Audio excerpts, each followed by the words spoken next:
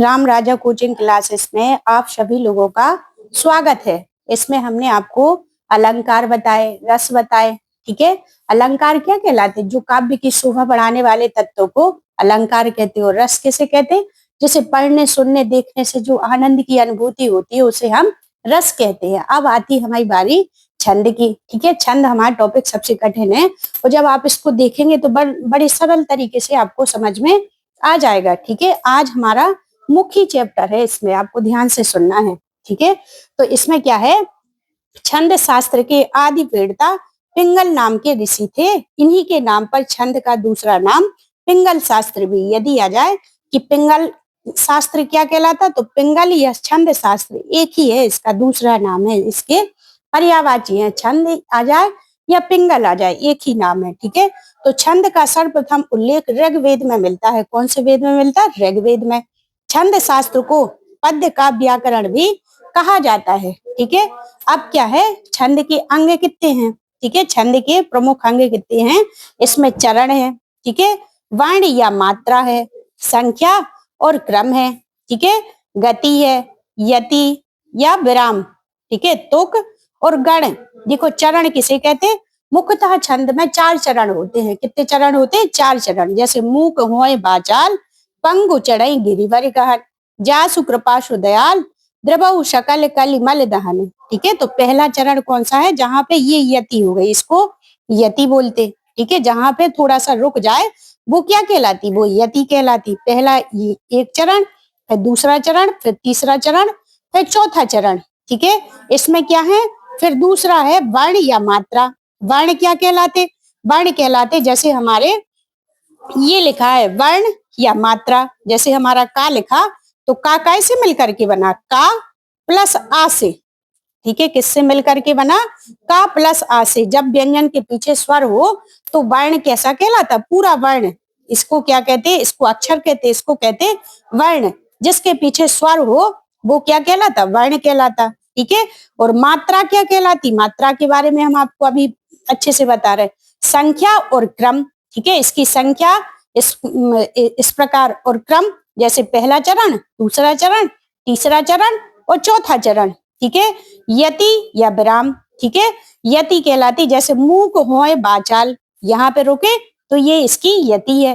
पंगु चढ़ई गिरिवर गहन, तो यहाँ पर रुक गए हम, तो ये क्या है? इसका विराम है। ठीक है, और तुक, जैसे तुक मिल रही, मूक होए बाचाल, पंगु चढ़ई गिरिवर गहन, जासु कृपासु दयाल, द्रवऊ सकल कलिमल दहन। यहाँ पे गहन लिखा, यहाँ पे दहन लिखा, तो ये क्या है? इसका तुक मिल रही इसकी। ठीक है, और गण क्या है?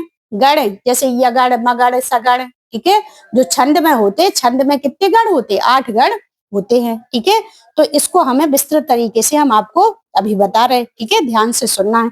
अब इसमें क्या है, सबसे पहले हम आपको चरण के बारे में बता रहे। ठीक है, तो जैसे ये लिखा, जो ये चरण है वो कैसा है? पहला, ये है दूसरा, ये है हमारा तीसरा चरण, और ये है हमारा चौथा चरण। ठीक है, जैसे आपने मैथ में पढ़ा होगा कि पहले और तीसरे चरण को, पहली संख्या और तीसरी संख्या को क्या कहते? विषम संख्या कहते।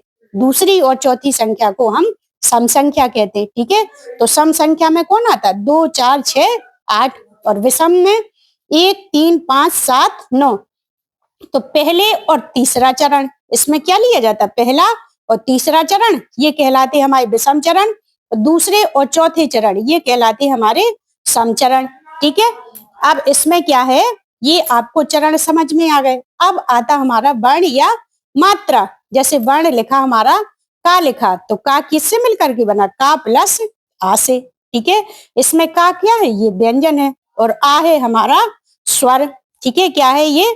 स्वर। का प्लस आ, व्यंजन वर्ण वो पूरा कहलाता जो स्वर से मिलकर के बना हुआ। यदि इसके नीचे हलंत लगी तो ये कैसा है? ये आधा वर्ण है। ये आधे वर्ण की गिनती हम छंद शास्त्र में नहीं करते। जब इसमें पूरा वर्ण व्यंजन स्वर से मिलकर के बना होगा तभी हम वर्णिक छंद में उस वर्ण की गणना करेंगे। यदि आधा वर्ण है तो उसकी हम गणना नहीं करेंगे। हमें आशा है कि आपको इतनी बात समझ में आ गई होगी। ठीक है, तो इस प्रकार आपको हमारे चैनल को सब्सक्राइब जरूर करना है। ठीक है, अब देखो मात्रा क्या है? मात्रा है छोटा बड़ा छोटी बड़ी छोटा ऊ बड़ा ऊ, ठीक है। री ऋषि ए आए ओ आओ अंग आहा, ठीक है। तो मात्राएं कितने प्रकार की होती है? 2 प्रकार की। कौन कौन सी मात्राएं? लघु और गुरु, ठीक है। कौन सी? लघु और गुरु, गुरु या लघु ऐसे भी बोल सकते अपन, ठीक है। तो इसमें जो लघु मात्राएं होती, लघु मात्रा में कौन कौन सी? छोटा छोटी और छोटा ऊ और री, ठीक है। कौन कौन से? छोटा आ छोटी ई छोटा ऊ और री, ये हमारे लघु मात्राएं में आएंगी, ठीक है। इनकी जो लघु मात्रा होती उसका चिन्ह होता है ऐसा, और जो गुरु मात्रा होती उसका चिन्ह जैसे हमारे अंग्रेजी वर्णमाला का एस होता उसी प्रकार होता। तो इसकी जो अंक गिने जाते वो 2 गिने जाते, और जो लघु मात्रा होती उसकी गिनती 1 की जाती, ठीक है। तो इनकी जो छोटा आ छोटी ई छोटा ऊ री, ठीक है। तो ये हो गए हमारे लघु में, और गुरु में हो जाएंगे बड़ा आ बड़ी ई बड़ा ऊ और ए आए ओ आओ अंग आहा, ये हो जाएंगे हमारे दीर्घ मात्रा में, ठीक है। जैसे ये लिखा हमारा, जैसे लघु मात्रा आ गया अपना, लघु मात्रा लिखा, जैसे लघु मात्रा में लिखा तो कवि लिखा, ठीक है, जलज लिखा और रवि लिखा। तो इसमें जैसे लिखा हमने छोटे आ की मात्रा लघु मात्रा, जैसे ये लिखा का, ठीक है, ये लिखा की, ये लिखा हमारा कु, ठीक है, और ये जैसा क्री, ठीक है। तो इनकी मात्रा कैसे गिनेंगे हम? 1 मात्रा, जैसे ये लिखा तो इसको गिनेंगे छोटी ई की, ठीक है, और इसको गिनेंगे ऊ की, और इसको गिनेंगे री की। तो इसमें जैसे हमने मात्राओं की गणना की, तो का में क्या है? 1 मात्रा आ मिला, और कवि में वी में छोटी, तो इसकी भी मात्रा 1 गिनेंगे। इसी प्रकार इसमें 1 1 1, और रवि में छोटी ई की मात्रा लिखी तो 1 मात्रा और 1 मात्रा, इस प्रकार इसमें कुल मात्राएं कितनी हो गई? 2, और इसमें हो गई हमारी 3, और इसमें कवि में 2 मात्राएं हो गई, ठीक है। तो इस प्रकार ये लघु मात्रा हो गई। अब यदि आपको ये समझ में आ गया तो हम छंद की गणना बड़े अच्छे से कर लेंगे कि इसमें चौपाई है कि रोला है कि सोठा है कि क्या है, इस प्रकार की अच्छे से गिन लेंगे। अब देखो गुरु मात्रा क्या है? गुरु मात्रा में 2 मात्राएं गिनी जाती हैं, जैसे बड़ा आ बड़ी ई बड़ा ऊ ए आए ओ आओ अंग आहा, ठीक है। और जो अपना चांद बिंदु वाला होता है, चांद बिंदु हमारे काय में आता है? ये आता हमारा लघु मात्रा में, ठीक है। लेकिन अंग और आहा ये काय में आते? ये आते हमारे दीर्घ मात्रा में, जैसे का की कु के काय को काओ कंग कहा, ठीक है। तो ये काय में गिने जाएंगे? हमारे दीर्घ मात्रा में, ठीक है। इनका चिन्ह हम इस तरीके से लेंगे, किस तरीके से? इस तरीके से लेना है इनके चिन्ह हमें, ठीक है।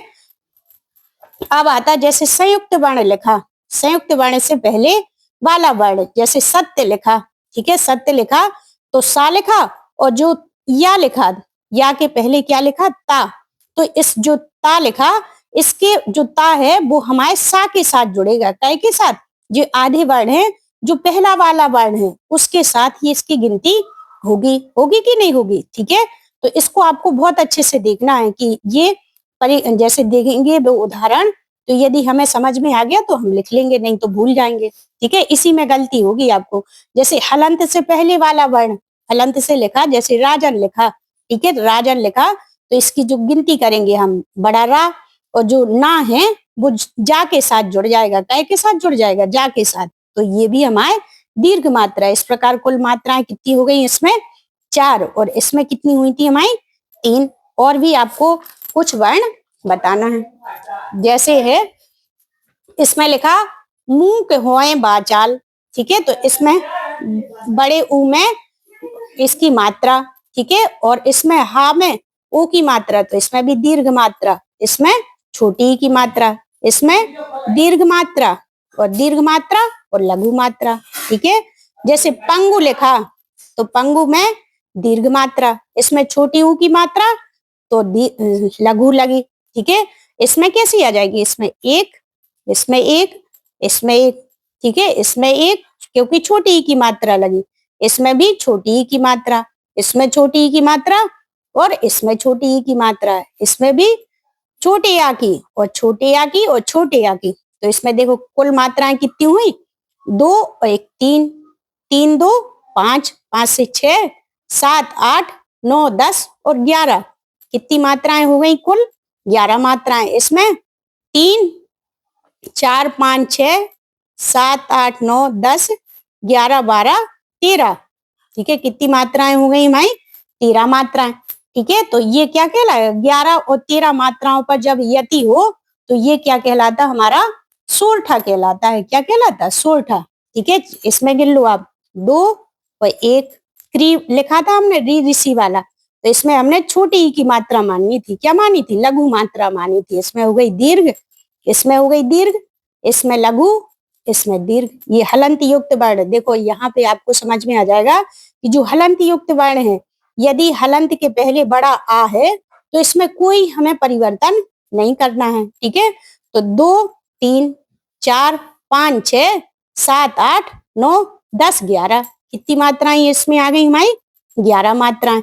इसी प्रकार इसमें आप गिनेंगे तो इसमें भी आ जाएंगी। जैसे नियमित लिखा, तो इनकी मात्राओं की गणना करके आपको बताना है। जैसे छोटी ई की मात्रा, छोटे आ की मात्रा, छोटी ई की मात्रा, छोटे आ की मात्रा। तो कुल कितनी मात्राएं हो गई इसमें, 4 मात्राएं। अब मैत्री में आय की मात्रा है, तो आय को हमने दीर्घ में माना था, तो ये कैसा आ गया हमारा, दीर्घ में। तो इसमें कुल कितनी मात्राएं हो गई, 4। अब रखिए में आप बताइए कैसे करेंगे हम, बड़ा रा है तो दीर्घ आ गया। इसमें छोटी ई की मात्रा, छोटी ई की मात्रा है तो अपना कैसा आ गया, लघु। ए है तो कैसा है, दीर्घ है। तो इस प्रकार कुल कितनी मात्राएं हो गई हमारी, 5 मात्राएं हो गई। जैसे कर्म लिखा, का माँ के ऊपर रा की रकार, तो इसमें कई बच्चे गलत करेंगे। तो जो रा है वो का के साथ जुड़ेगा, काय के साथ जुड़ेगा, का के साथ। तो इसमें कितनी हो गई, इसको मानेंगे हम दीर्घ और इसको मानेंगे हम लघु। ठीक है, इस प्रकार इसमें कुल कितनी मात्राएं हो गई, 3 मात्राएं हो गई। ठीक है, तो इस प्रकार की जानकारी प्राप्त करने के लिए आप हमारे चैनल को सब्सक्राइब करिए। जय हिंद।